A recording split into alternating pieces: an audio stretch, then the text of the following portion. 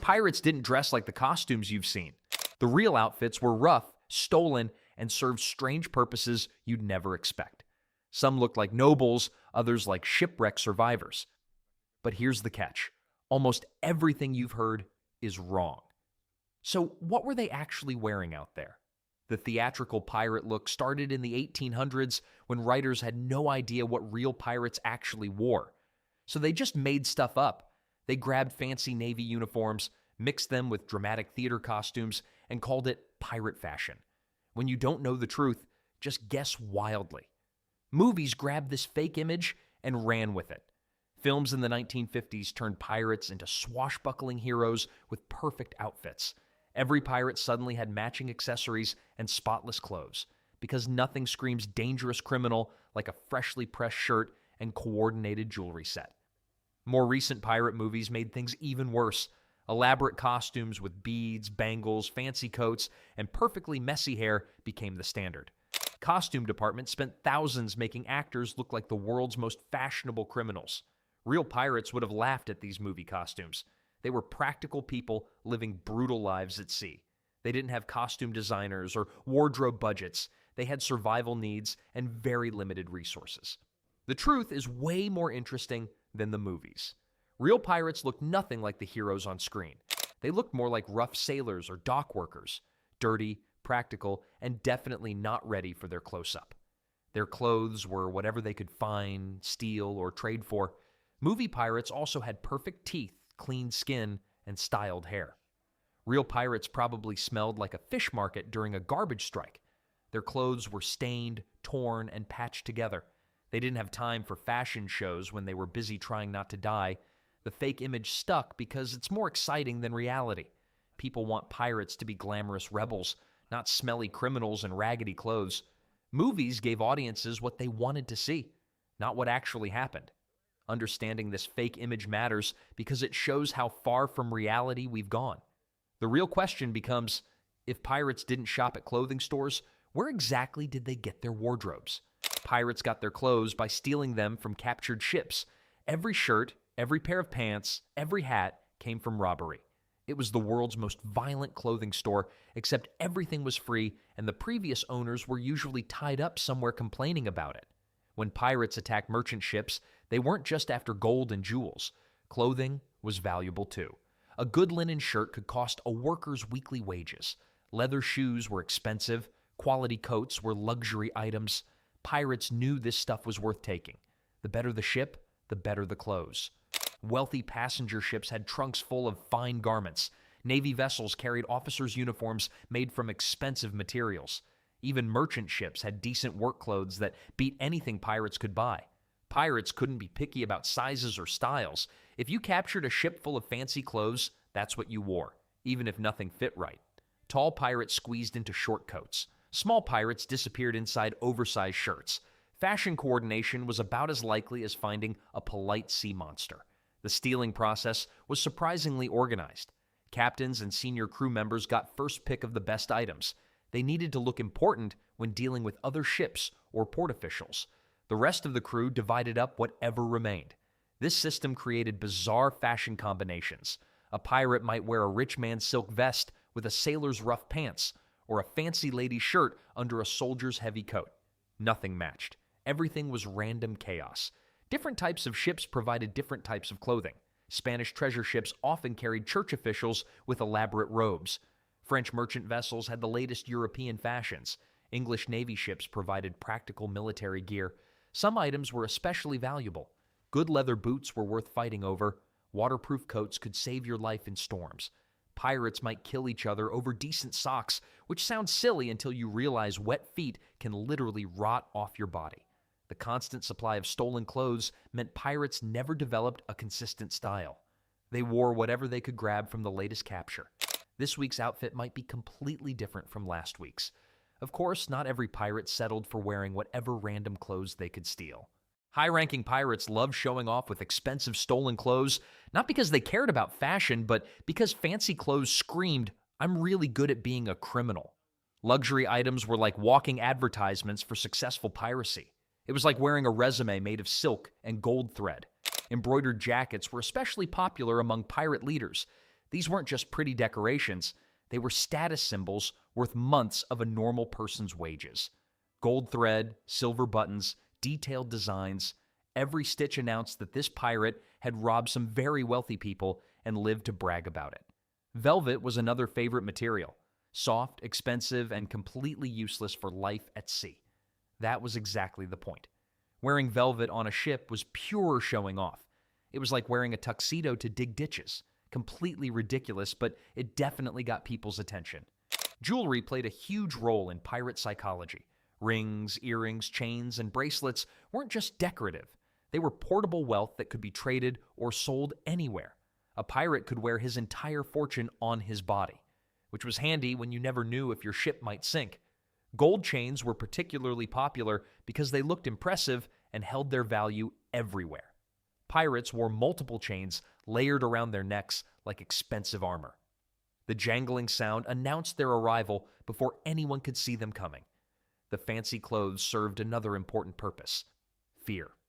When potential victims saw a pirate dressed in obviously expensive stolen goods, they knew this person was dangerous and successful. Terror was a pirate's best weapon, and scary outfits made that terror even stronger. Wearing obviously stolen luxury items made pirates easy targets for bounty hunters, though. A man in a poor tavern wearing a rich person's embroidered coat was clearly up to something illegal. Smart pirates learned to tone it down when they went ashore. The contrast between fancy clothes and rough behavior was intentional. Pirates wanted to seem unpredictable and dangerous. A man in silk and lace who could still cut your throat was much scarier than a regular thug in simple clothes. It was like being addicted to designer clothes, except your supplier was whoever happened to sail past. The fancy fashion trend also created competition among pirate crews. Everyone wanted to look more successful than their rivals. This led to increasingly elaborate costume choices that had nothing to do with being practical. Which brings up an interesting problem. How do you survive at sea when your clothes are chosen for show rather than function? Smart pirates focused on clothes that wouldn't get them killed. Real working pirates needed clothes that could handle months of brutal sea life. Looking good came second to staying alive. Fancy appearance doesn't matter much when you're drowning because your coat weighs as much as an anchor when wet. Loose-fitting shirts were essential for any pirate who wanted to keep using his arms. Tight sleeves were death traps when you needed to swing from ropes or fight with swords. Pirates needed full movement for climbing rigging, pulling sails, and sword battles. Nobody wants their pants to give up during a life-or-death sword fight. That's just embarrassing and potentially fatal. Wide-brimmed hats were protection equipment disguised as fashion accessories. The Caribbean sun could cook a person's brain if they weren't careful. Hats provided shade for eyes and necks, preventing sun sickness and blindness. Smart pirates treated their hats like insurance policies for their heads. Scarves and bandanas served multiple purposes. They protected necks from sunburn, kept sweat out of eyes during work, and could be used as emergency bandages when someone got injured. A simple piece of cloth was like a toolkit for pirates. Sashes weren't fashion statements. They were tool belts. Pirates stuffed weapons, rope, tools, and other necessities into their sashes. A well-organized sash could hold everything a pirate needed for fighting or emergency repairs. Footwear choices revealed how experienced a pirate really was. Fancy boots looked impressive, but became slippery death traps on wet decks. Smart pirates wore simple shoes with good grip or went barefoot entirely. Falling overboard because your shoes were too slick was not the kind of story anyone wanted told at their funeral. Bare feet actually provided the best grip on wet wooden decks. Experienced sailors could navigate a storm-tossed ship much better without shoes. Their feet developed thick skin that protected them from splinters and gave them superior balance. Layered clothing was essential in unpredictable ocean weather. Pirates might face burning sun in the morning and freezing rain at night.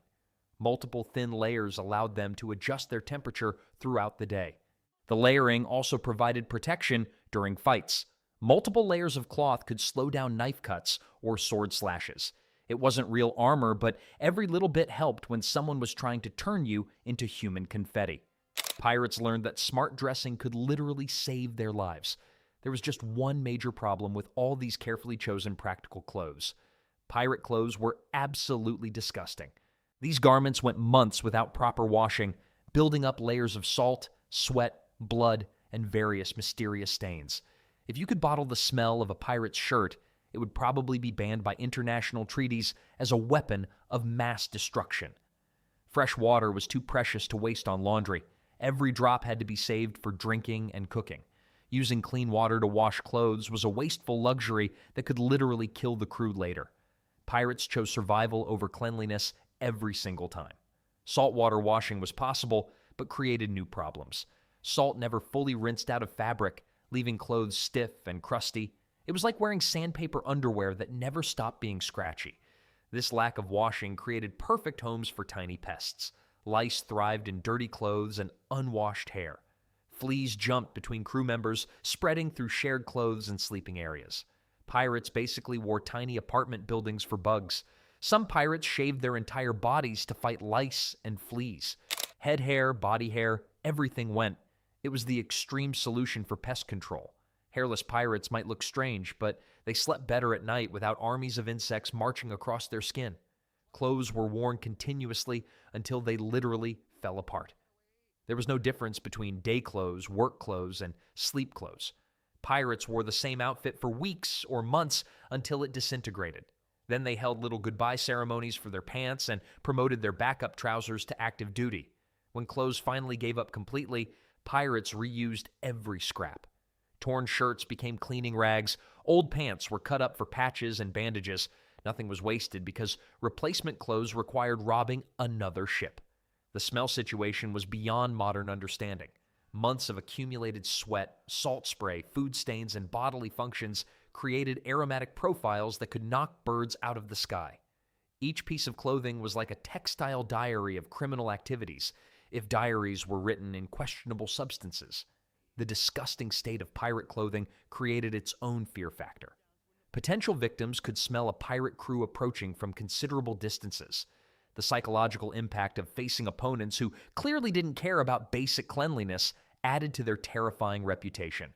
When your clothes are falling apart from months of filth and neglect, what do? Give up and go naked? Pirates were master recyclers decades before anyone invented the term.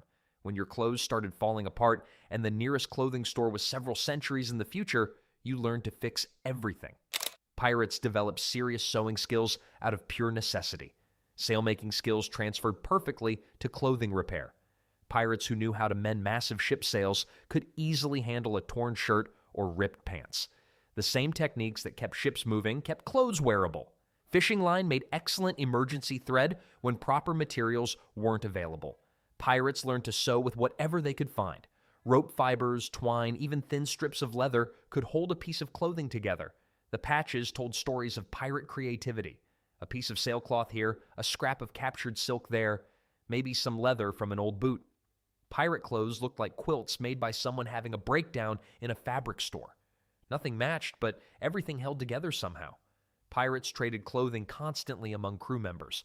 If someone's shirt fell apart, they might trade their good hat for a shipmate's spare shirt. A complex economy of clothing exchange existed on every pirate ship. When clothes were beyond repair, pirates found new uses for every scrap. Old shirts became bandages for wounds. Worn-out pants were cut into strips for rope or padding. Even the most raggedy clothes had value as long as there was fabric left to work with. Shoe repair required serious creativity since leather was expensive and hard to replace. Pirates learned to patch boots with canvas, sailcloth, or even pieces of wood. Some pirate shoes probably had more patches than original material, like maritime puzzle footwear. Some pirates became known as the ship's clothing expert, specializing in repairs for the entire crew. They might trade their sewing services for extra food, better sleeping spots, or first pick of captured goods. Being handy with a needle could boost your social status faster than being good with a sword. The repair mindset created extremely tough clothing combinations. When pirates fixed something, they fixed it to last. Multiple patches, reinforced seams, and creative structural changes made clothes stronger than they'd been originally. They looked like walking advertisements for the concept of function over form. All this patching and mending was impressive, but pirates still had to deal with forces much more powerful than wear and tear. Pirates couldn't check weather forecasts or pack different outfits for various climates. They dealt with whatever nature threw at them, using whatever clothes they happened to have. Caribbean heat, Atlantic storms, tropical hurricanes, everything had to be handled with the same basic wardrobe. Caribbean pirates faced brutal sun that could turn pale skin into leather in days. Lightweight fabrics like linen and cotton became essential for survival. Heavy wool clothes that worked fine in European waters became torture devices in tropical heat. The sun wasn't just uncomfortable, it was deadly. Pirates developed serious skin cancers from constant exposure. Those fancy wide-brimmed hats weren't fashion accessories. They were life-saving equipment. Without proper sun protection, pirates would end up looking like human jerky with serious attitude problems. Rain presented completely different challenges. Caribbean downpours could soak through any fabric in seconds.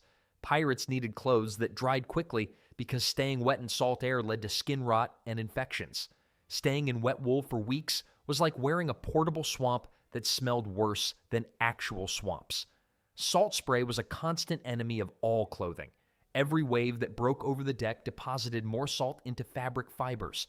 The salt made clothes stiff, scratchy, and prone to falling apart. Humidity created its own problems. Clothes never fully dried in tropical moisture. Everything felt damp and clammy all the time. Pirates basically wore portable science experiments studying the exciting world of fabric decay. Northern waters required completely different strategies. Pirates heading into colder regions needed layers of wool to survive. Wool was heavy, expensive, and held water like a sponge. Finding enough warm clothes often meant specifically targeting ships from cold weather regions. Sailcloth became makeshift winter gear for pirates who couldn't find proper coats. Canvas wasn't comfortable, but it blocked wind better than regular fabric. Fashion forward, it definitely wasn't, but frostbite prevention, it absolutely was. Storm survival required clothes that wouldn't become death traps when soaked. Heavy fabrics that absorbed water could drag a pirate overboard or make it impossible to swim. Light, quick-drying materials were literally lifesavers during rough weather. Different climates also affected how quickly clothes wore out. Tropical sun bleached and weakened fibers rapidly. Salt air corroded metal buttons and buckles. Clothes aged faster than milk in tropical pirate conditions. The constant climate challenges meant pirates could never get comfortable with their clothing choices. What worked in one region might kill you in another. Adaptability became the most important skill, more valuable than any sense of style or coordination. Weather damage was cumulative and permanent. Each storm, each scorching day, each salt spray incident weakened fabrics a little more. Pirates watched their clothes slowly fall apart from environmental assault, knowing that replacement meant finding another ship to rob. The reality of pirate clothing was nothing like the movies promised. It was dirty, practical, stolen, and constantly falling apart. But it kept them alive.